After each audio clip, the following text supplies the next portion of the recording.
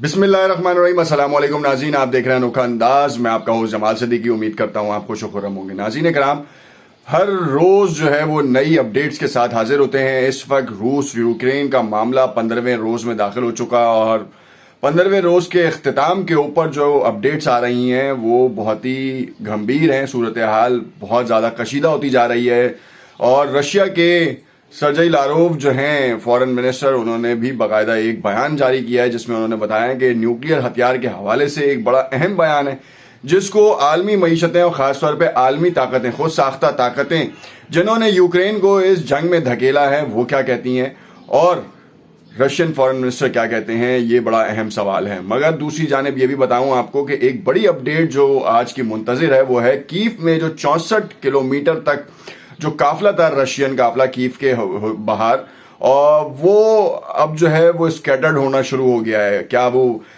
शहर के अंदर जो है वो शदीद तरीन पेनिट्रेशन के लिए जा रहा है या फिर कहीं और उसका रुख है। पोलैंड की जो एक तजवीज़ थी खास तौर पे यूक्रेन के हवाले से, वो बड़ी अहमियत की हामिल है। इस वक्त 28 मिग 29 तैयारों के बारे में जो कहानी कही जा रही थी, पहले हाँ कभी ना, इस वक्त बड़ी अपडेट आपके साथ शेयर करेंगे और उसके हवाले से आपसे इल्तमास करते हैं कि अगर चैनल सब्सक्राइब नहीं किया तो इसे जरूर सब्सक्राइब कर लें ताकि आने वाली तमाम वीडियोस के नोटिफिकेशंस मिलते रहें। नाज़रीन कराम, इस वीडियो को आखिर तक देखिएगा। हम थोड़ा सा आपको डिटेल में बताते हैं चीज़ों के बारे में ताकि आपको फैक्ट्स एंड फिगर्स के हवाले से भी चीज़ें समझ में आ सकें। यहाँ पर आपको सबसे पहली आपको खबर दें कि इस वक्त यूक्रेन के सदर ने यूरोपीय पार्लियामेंट से खिताब में कहा कि हम 13 रोज के ऊपर उन्होंने बात की कि 13 रोज गुजर चुके और जो इमदाद का सिलसिले का बताया जा रहा था यूरोपीय यूनियन की जानिब से कि हमें मिसाइल्स की फराहमी की जाएगी, हमें तैयारों की फराहमी की जाएगी, हमें जो है वो एड दी जाएगी, मगर उसमें से कोई भी हासिल वसूल नहीं हो पा रहा। उन मुल्कों से जो है वो हमें एड्स आ रही हैं जिनसे तवक्का भी नहीं की जा रही थी। अब कल जो है वो रशिया के फॉरेन मिनिस्टर और यूक्रेन के फॉरेन मिनिस्टर से दोनों के दरमियान जो वफूद की मुलाकात हुई वो बेनतीजा निकली और बम्बार्डमेंट जो है हर 30 मिनट पे बम्बार्डमेंट हो रही है और इस वक्त मारियोपोल तो तबाह नीस्त नाबूद हो चुका है। 40 लाख अफराद नकल मकानी करने के लिए तैयार हैं। तकरीबन 22 लाख अफराद ने नकल मकानी कर ली। कल हमने अपनी इस वीडियो में आपको तमाम फैक्ट्स एंड फिगर्स दिए थे कि इस वक्त सबसे ज़्यादा जो तादाद है वो कहाँ गई है, पोलैंड में गई है। तकरीबन 13 लाख अफराद हैं जो कि पोलैंड की सरजमीन पर पहुंच चुके हैं मगर कैंपों में ज़िंदगी गुजार रहे हैं। अब पोलैंड ने कहा कि हमें जो है वो रूसी साख्ता तैयारे जो कि यूक्रेन के पायलट्स उड़ा सकते हैं मिग 29, और उन्होंने दूसरे ममालिक से भी दरख्वास्त की और इसी के चलते हुए उन्होंने बाकायदा अपने तैयारे दूसरी जगहों पे पहुंचा भी दिए।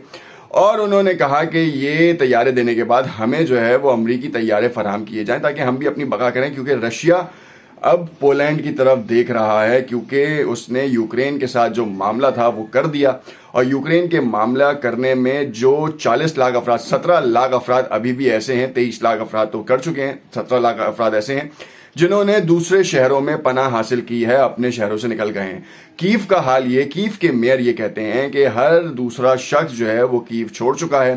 खरकीव का भी तकरीबन यही हाल है। मारियोपोल तो आपके सामने ही है कि उसके ऊपर किस तरीके से मिलिट्री बेसिस को तबाह किया गया, साथ साथ रेजिडेंशियल इमारतें भी जो है उसका निशाना बनी, फिर हॉस्पिटल्स भी निशाना बने। कल मैटरनिटी हॉस्पिटल के हवाले से आपके सात न्यूज़ शेयर की थी जिसमें बताया था कि तकरीबन 17 अफराद जो हैं जख्मी हैं और 3000 के करीब बच्चे जो हैं वो बेघर हो चुके हैं और एक बहुत बड़ा गैप यहाँ पर आ चुका है। रशिया किसी भी तौर पर रुक नहीं रहा और वो इन तमाम तदाबीर को रोकने में की कोशिशें कर रहा है जिससे उसकी फौज को मसाइल का सामना हो। ये 64 किलोमीटर की जो कॉन्वॉय के बारे में जो अमरीकी इदारे ने कहा है, सैटेलाइट व्यूज दिए हैं, उन्होंने कहा है कि ये जो है वो स्कैटर्ड हो रहा है, तो अमेरिका की तरह से ये चीज़ें आई और रशिया ने जब इसके बारे में अपना इजहार किया तो उन्होंने बताया कि हम आपको बताएं कि पहले हमारे फौजियों को जंगी साजो सामान की फरहमी ज़रा मुश्किल हो रही थी जिसकी वजह से हमने कॉन्वॉय को वहाँ पे हमने रोक दिया, मगर अब खाने पीने की फरहमी और जंगी साजो सामान की फरहमी जो है वो बगैर किसी तात्तुल के शुरू हो चुकी है और इसी वजह से हमने नई हिकमत अमली बनाई और ये हिकमत अमली जो है वो इंतहाई ख़तरनाक साबित होगी, क्योंकि हमने देखा कि 15 दिन की जंग में ज़मीनी कार्रवाइयों से ज़्यादा जो है वो टैंकों का इस्तेमाल किया गया है। सिर्फ टैंक से निशाने साधे गए, टारगेटेड जो है वो अटैक्स किए गए और साथ में फिजाई बमबारी की गई। और इस वक्त भी जो आपको बताएंगे 30 मिनट के ऊपर एक हमला सुनाई दे रहा है, एक धमाके की आवाज आ रही है। पोलैंड का जो मामला है उसके हवाले से आपको एक रिपोर्ट शाया करते हैं, आपके साथ शेयर करते हैं, जिसमें आपको पता चलेगा कि फैक्ट्स एंड फिगर्स क्या हैं उसके। यहां पे आपके साथ एक शेयर करें। यूक्रेन के पड़ोसी मुल्क पोलैंड ने मंगल के रोज अपने तमाम मिग तैयारों को जिनकी तादाद 28 है, जर्मनी में नेटो की एयरबेस रामस्टेन पहुंचाने की पेशकश की थी। पोलैंड ने कहा कि वो तमाम जहाजों को अमेरिका के हवाले कर देगा और वो इन तैयारों को यूक्रेन को दे सकता है। पोलैंड का कहना है कि इसको मिग 29 तैयारों के बदले में अमेरिकी साख्ता तैयारे फराहम कर दिए जाएं। ये मैं आपको बताता चलूं, ये इसी वजह से कहा जा रहा है कि क्योंकि अमेरिका ने दूसरा बयान ये दिया कि हम अगर यूक्रेन में तनसीबात नहीं कर सकते तो हम पोलैंड में कर देंगे, और इस पोलैंड के तनसीबात करने के चक्कर में रशिया को जो है वो पोलैंड के ऊपर भी यलगार करने से कोई रोक नहीं पाएगा, क्योंकि जिस तरीके से यूक्रेन पे किया। अब समझना ये सवाल यहाँ पे ये उठता है कि पहले अमेरिका जो इतने दिन से जो है वो कह रहा था कि अब जो रूसी असासे हैं वो मुंजमद कर दिए जाएंगे, पेट्रोल की ऑयल की जो ट्रांजैक्शन है वो बंद कर दी जाएगी, मगर अब तक वो नहीं हो पाई है। सिर्फ और सिर्फ जबानी करामी बयानात तक महदूद हो गई है। रशिया ने अपनी पूरी हिकमत अमली तैयार की हुई थी, जिसकी वजह से उसको इतना बड़ा झटका नहीं लगा, अनटिल अनलेस कि उसकी तरफ से भी कुछ कबाहतें हैं, कुछ मुश्किलात हैं, क्योंकि उसने अपनी फौजी हरकत के लिए पूरा स्ट्रेटेजिक प्लान जो है मुरत्तब नहीं कर पाया था। और ये अचानक रात 4 बजे पाकिस्तानी वक्त के मुताबिक 4 बजे जो है हमले का जो है वो ऐलान किया गया, और जिसके बाद जो है वो स्कैटर्ड होती हुई फौज जो है वो दोबारा यूक्रेन की सरहदों से दाखिल हुई।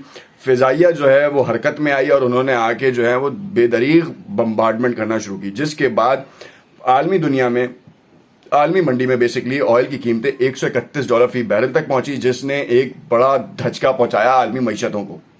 खैर, यहां पे आपको बताते चले कि पोलैंड ने नेटो इत्तेहाद के दूसरे मेंबर ममालिक से भी कहा कि वो रूसी साख्ता तैयारे यूक्रेन को देते हैं। पोलैंड के अलावा बल्गारिया और स्लोवाकिया के पास भी रूसी साख्ता तैयारे हैं, मगर उन्होंने यूक्रेन की मदद के लिए वो तैयारों की हामी नहीं भरी। क्यों? क्योंकि रशिया ने पहले ही इस बात को इंतबाह किया है उनके लिए कि अगर जो ये काम करेगा उसके साथ फिर हम जाती जंग में मसरूफ हो जाएंगे, ये हम अपने ऊपर जाती जंग समझेंगे।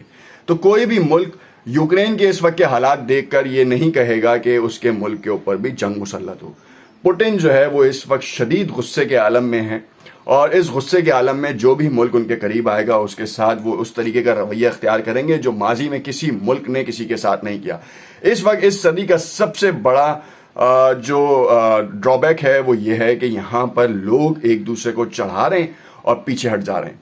मखमल में जूता लपेट के मारा जा रहा है, इमदाद का ऐलान किया जा रहा है, मगर दिया कुछ नहीं जा रहा। इसी के हवाले से सुप्रीम लीडर ऑफ ईरान ने पहले ही यूक्रेन को कहा था कि मामलात को मुज़ाकरात के जरिए हल कर ले और अमेरिका की किसी भी शातराना चाल में ना आए, मगर वो नहीं माने और आज उसकी सज़ा भुगत रहे हैं। देखते रहिएगा अनोखा अंदाज। अपनी कीमती राय से हमें कमेंट में ज़रूर आगाह कीजिएगा। इस वीडियो को लाइक एंड शेयर ज़रूर कीजिएगा। शुक्रिया।